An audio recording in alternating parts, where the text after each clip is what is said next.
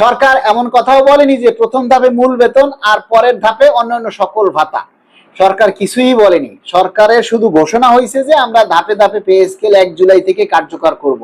এখন আমরা ক থেকে কলিকাতা সব কিছু বুঝে নিয়ে ফেলেছি, আপনারা সব বুঝে ফেলেছেন। ক থেকে ক বললে আপনারা ক থেকে কলিকাতা বুঝে যান। সরকার আপনাকে কেন গুরুত্ব দিবে?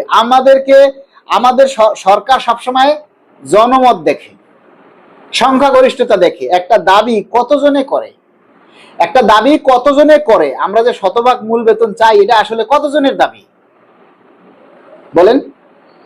মালিক ভাই ওই দিন ইনক্রিমেন্টের কথা বলে আপনার যে ডায়লগ শুনছি, আবার বলতে ভয় লাগে। কোনো আপডেট পাইলেন ইনক্রিমেন্টের ব্যাপারে?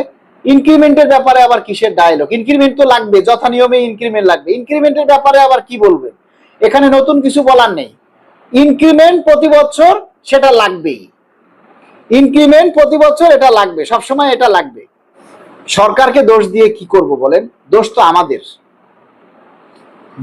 আমাদের। মালিক ভাই গেজেট যদি পরে হয় তাহলে আগস্টের শান্তি বিনোদনের যে ভাতা এটা কি স্কেলের টা পাবো নাকি বর্তমানের বেসিকটা পাবো? আপনি যদি এখন নেন তাহলে বর্তমান বেসিকটা পাবেন, আর যদি আপনি মনে করেন যে না ইনক্রিমেন্ট পে স্কেল লাগার পরে আমি নিব, তাহলে লাগার পরেরটা পাবেন। ঠিক আছে? যেমন আমারও কিন্তু চিত্ত বিনোদন এই জুলাই মাসের 5 তারিখ 6 তারিখে আমার চিত্ত বিনোদন, এই জুলাই মাসের 6 তারিখে আমার চিত্ত বিনোদন, আর ফিক্সেশন হবে 1 তারিখ। এখন ফিক্সেশন যদি প্রজ্ঞাপন যদি 3-4 মাস পরে হয়, প্রজ্ঞাপন যদি 3-4 মাস পরে হয়, তাহলে আমাকে ওই বাড়তিটা নিতে গেলে ওই 3-4 মাস পরে নিতে হবে। আর আমি যদি এখন নিতে যাই তাহলে 1 জুলাইতে আমার যে বেসিকটা থাকবে সেটাই আমাকে নিতে হবে। আপনারা যেমন অ্যাভয়েড করেন, আপনারা দাবিটা তোলেন না, সরকারও ঠিক এইভাবেই অ্যাভয়েড করে, দাবিটা তোলে না, মানে আমাদের দাবির কথা আমলে নেয় না। কিভাবে নিবে? ওই যে 22 লাখ লোকের মধ্যে কয়জনে দাবি করে? সংখ্যাগরিষ্ঠতায় কয়জন হয় বলেন? সংখ্যাগরিষ্ঠতায় কয়জনে হয়? সংখ্যাগরিষ্ঠতার কথা চিন্তা করতে হবে, সংখ্যাগরিষ্ঠতার দিক দিয়া চিন্তা করতে হবে যে কয়জনে দাবির কথাটা বলে। সচিবদের কি আবারও মিটিং আছে নাকি এটাই কি শেষ বৈঠক তাদের, সেটা আমরা জানি না। আজকে পত্রিকায় যেটা দেখলাম যে অনেক বিষয়ই আজকে চূড়ান্ত সিদ্ধান্ত হয়েছে, তবে 2টা বিষয় এখনো তাদের সিদ্ধান্ত চূড়ান্ত হয়নি। সেটা হচ্ছে সশস্ত্র বাহিনী এবং বিচার বিভাগীয়, এই 2টা সেকশনের সিদ্ধান্ত এর জন্য আবার আরেকটা মিটিং হবে। সশস্ত্র বাহিনী এবং বিচার বিভাগীয় এই 2টা সেকশনের ব্যাপারে আবার একটা মিটিং হতে পারে, এরকমের কথাই আজকে আমরা শুনেছি। তবে আর অন্যান্য বিষয়গুলি সিদ্ধান্ত চূড়ান্ত হয়েছে, কিন্তু কি সিদ্ধান্ত হয়েছে সেগুলি তারা প্রকাশ করেনি। সুতরাং আমরা সিদ্ধান্ত যাই হোক, আমাদের দাবি হচ্ছে আমরা 1 জুলাই থেকে শতভাগ মূল বেতন একবারই চাই, এটাই হলো আমাদের দাবি। এবং এই সিদ্ধান্তটাই যাতে বাস্তবায়ন হয়, এই লক্ষ্যে আপনারা সবাই দাবিটা তুলবেন। এখন আপনারা যদি দাবিটা সবাই মিলে না তুলেন তাহলে সংখ্যাগরিষ্ঠতায় আমরা পিছিয়ে যাব, দাবি বাস্তবায়ন হবে না। ঠিক আছে ভাই? 2 ধাপে কার্যকর করার চেষ্টা করেন। এখন সরকার 2 ধাপে করবে না 3 ধাপে করবে সেটা তো এখনো কিছু বলে নেই। আমরা চাই 1 ধাপেই সব বাস্তবায়ন হোক, কিন্তু অন্তত মূল বেতনটা যেন 1 ধাপেই বাস্তবায়ন হয়। সশস্ত্র বাহিনী কি বেশি পাবে? না, সশস্ত্র বাহিনীর বেশি পাবে না। সশস্ত্র বাহিনীদের ভিতরে আপনার হইল অনেকগুলো ভাতার বিষয় আছে আলাদা, যেগুলি আমরা পাই না, কিন্তু সশস্ত্র বাহিনীর ভিতরে এই ভাতাগুলি আছে, বিভিন্ন সিস্টেম আছে তাদের, যেটার সাথে আমাদের মেলে না। ওদের সাথে আমাদের মেলবে শুধু বাড়ি ভাড়া আর হচ্ছে বেসিক। ঠিক আছে? সশস্ত্র বাহিনীর সাথে আমাদের জেনারেলের মিলবে শুধু বেসিক আর বাড়ি ভাড়া ভাতা। ঠিক আছে? টিফিন ভাতা আর হইলো শিক্ষা ভাতা, আর হচ্ছে ওদের আরো অনেকগুলি ভাতা আছে। এই বিশেষ ভাতাগুলি কিভাবে নির্ধারণ হবে এগুলি নিয়ে হয়তো আরো মিটিং হতে পারে। 15 বছরে ফুল পেনশন চাই, এটাই দাবি জানাই। আজকে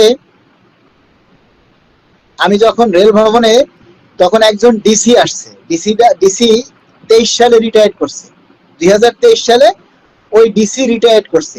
তিনি আজকে রেল ভবনে আমাকে দেখে বলে যে, মালেক ভাই, আপনার কথাগুলি দারুণ, আপনার উপস্থাপনা, আপনার যুক্তিগুলা খুব দারুণ, খুব ভালো লাগে আপনার কথাগুলি।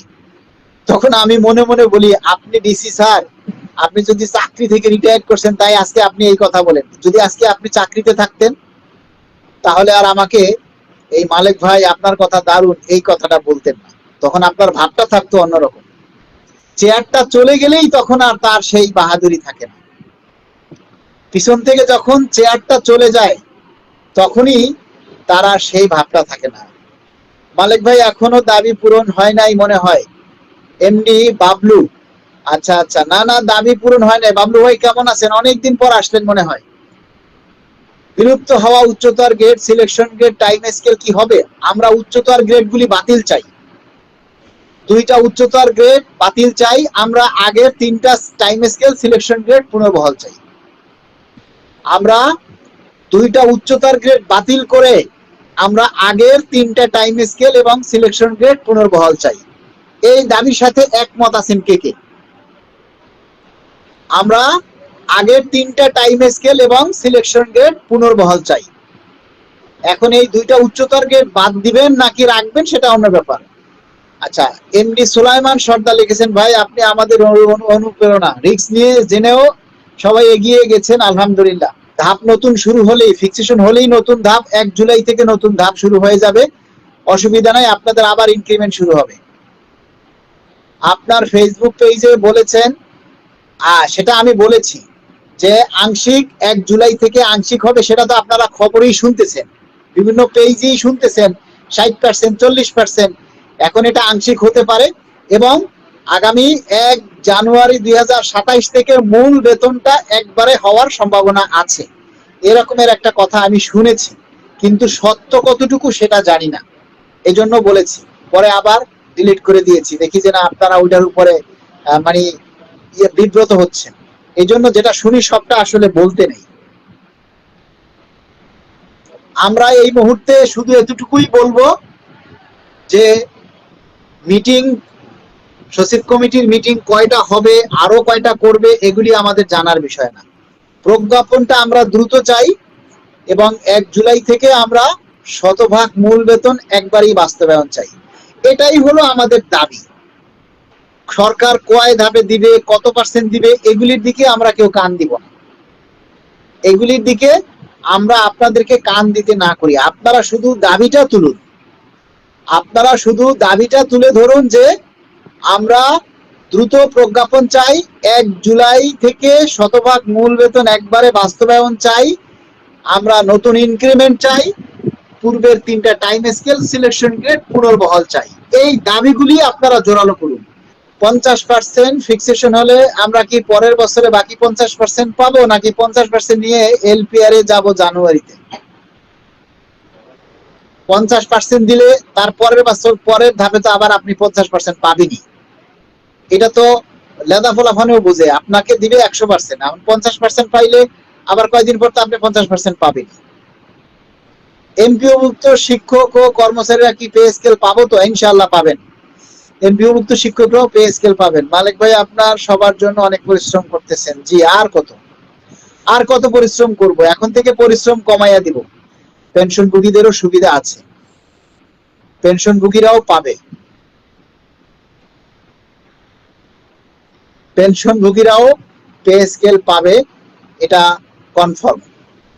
আমার মূল বেতন 22,550 টাকা, আমার পরবর্তী মূল বেতন কত হবে? জাহিদুল ইসলাম, এটা এখন বলা যায় না, এটা ধাপ সৃষ্টি হলে এরপরই বলা যাবে, এর আগে বলা যাবে না।